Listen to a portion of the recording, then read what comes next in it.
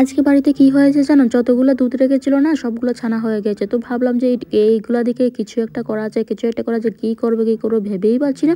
তো মাথার মধ্যে আইডিয়া আসলো যে আজকে একটা মিষ্টি রেসিপি তোমাদের সাথে শেয়ার করি। আমি সত্যি কথা বলতে আমি কোনোদিনই মিষ্টিটা করিনি। মিষ্টিটা আগে ট্রাই করেছিলাম, অনেক দিনে ট্রাই করার চেষ্টা করেছিলাম, কিন্তু কোনোদিনই মিষ্টিটা প্রপারলিভাবে হয়নি বা আমি পারিনি বলতে গেলে। কিন্তু আজকে মিষ্টিটা এতটা সফট হয়েছে কি বলবো তোমাদের, মানে আমি কোনোদিনই শিরাটা প্রপারলিভাবে করতে পারি না, কিন্তু আজকে শিরাটা ভালোভাবে হয়েছিল। আর দেখো ছানাটা আমি ছেঁকে নিয়েছি। প্রথমে একটা ভালো কাপড় নিয়েছি, কাপড়টাকে ভালো করে ধুয়ে ভালো করে দুমড়ে মুছড়ে যে ছানাটা হয় না, ছানাটা জলটা পুরোটা ছড়িয়ে নিয়েছি। তারপর ছানাটা ভালো করে মেখে নেব। মাখবো কি দিয়ে জানো, মাখবো হলো একটু ময়দা নিয়েছি আমি। ময়দা দিয়ে ভালো করে ঘষে ঘষে ঘষে ঘষে ডোটা রেডি করব। প্রথমে আমি ময়দাটা নিয়ে আস্তে আস্তে করে সবগুলা আমি করিনি। অর্ধেক দিয়ে আমি ছোট ছোট রসগোল্লা বানিয়েছিলাম, আর অর্ধেক দিয়ে অন্য একটা মিষ্টি নতুন যেটা আমি তৈরি করেছি সেটা বানিয়েছিলাম। অন্য কোনোখানে আমি এই ধরনের মিষ্টি আমি দেখিনি, কিন্তু খেতে ভালোই হয়েছিল, খারাপ হয়নি। তোমরাও এইভাবে বাড়িতে বানিয়ে দেখো, আশা করি ভালোই হবে, খারাপ হবে না। তো ভালো করে আমি আস্তে আস্তে করে মেখে নিচ্ছি। আর আমি অর্ধেক ভাগ করে রেখে দিয়েছি, ছোট একটা ডো নিয়েছিলাম। এটাকেই ভালো করে হাতের মেখে মেখে ভালো করে আস্তে আস্তে করে আমি ডোটা রেডি করে নিয়েছি। এতদিন আমি ডোটা রেডি করতাম, কিন্তু প্রপারলিভাবে রেডি করতে পারতাম না, হয়তো বা আমি ঠিক জানি না কিভাবে করে, কিন্তু আজকে অনেক ভালো করে ডোটা রেডি করেছি।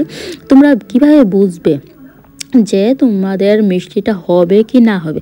যখন এই রকমভাবে মানে লাড্ডুর আকারে শেপ দেবে, তখন দেখবে যে লাড্ডুটা কোনো জায়গা দিয়ে ফেটে যাচ্ছে কি না বা প্রপারলিভাবে গুল হচ্ছে কি না। তখন যদি মনে করো যে গুল হয়ে যাচ্ছে, তখন ভাববে যে না, আমার যে মাখাটা আমি তৈরি করেছি সেটা প্রপারলিভাবে হয়ে গিয়েছে।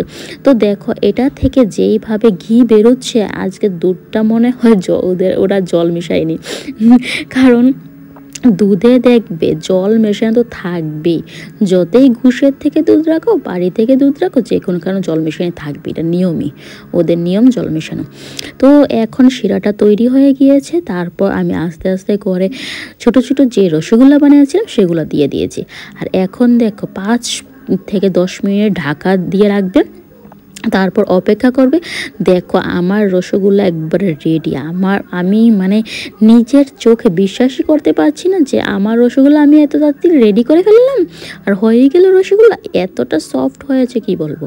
আর এটা হলো আমি নিত্য নতুন বানিয়েছি, আমার নিজস্ব রেসিপি। একটু প্রথমে নিয়েছি ময়দা, তারপর নিয়েছি একটু চিনি। যেহেতু আমাদের বাড়িতে সুগারের রোগীর অভাব নেই, আর আমরাও চিনিটা কম খাই মানে যেটা এতটা ভালো লাগে না। আগে অনেকবারই খেয়েছি, এখন এতটা খাই না। তো আস্তে আস্তে করে মানে যে ডোটা হয় সেটা আমি আস্তে আস্তে করে রেডি করে নিয়েছি। আর একটু সামান্য পরিমাণ ঘি দিয়েছি, কারণ মাখাটা যাতে হাতে না লেগে যায়। আর এটা আমার ভিডিও করা হয়নি কিছু, যে আমি যে শেপটা বানিয়েছি সেটা আমি স্কিপ করে দিয়েছি ইচ্ছাকৃত নয়, কিন্তু আমার হঠাৎ করে মনেই নেই ভিডিও করার কথা। তারপর যে ডোটা বানিয়েছিলাম সেটা কড়াইতে একটু পরিমাণ ঘি দিয়েছি, যাতে ডোটা কড়াইয়ের মধ্যে না লেগে যায়। তারপর আস্তে আস্তে করে ওটাকে ভেজে ভেজে মাখা করে নিয়েছি, করে একটা শেপ তৈরি করেছি। শেপ তৈরি করে তোমাদের বাড়িতে যদি বাদাম থাকে, তারপর কেশর দিয়ে আমি ডেকোরেশনটা করেছি, যে যেভাবে পারে ডেকোরেশনটা করতে পারে।